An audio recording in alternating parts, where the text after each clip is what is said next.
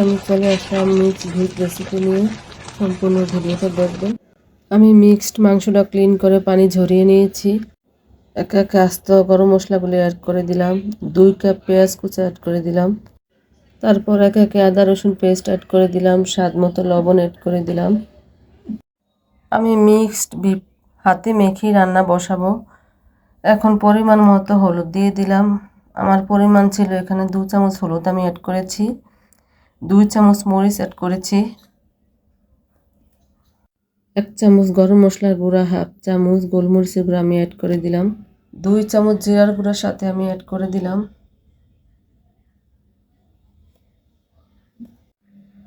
পরিমাণ মতো তেল অ্যাড করে দিলাম। আমি কিন্তু এখানে সরিষার তেলটা ইউজ করেছি, আপনারা চাইলে অন্য কোনো তেলও ইউজ করতে পারেন।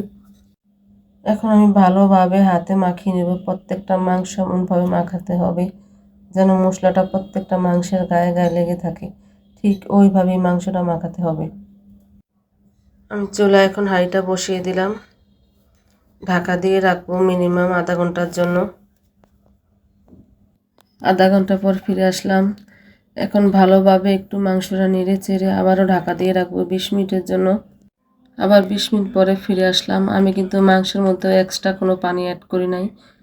মাংসের পানি দিয়ে মাংস সিদ্ধ করেছি আমি। এখন লাস্ট পজিশনে আমি একটু শুকনো মরিচের ফোড়ন অ্যাড করব।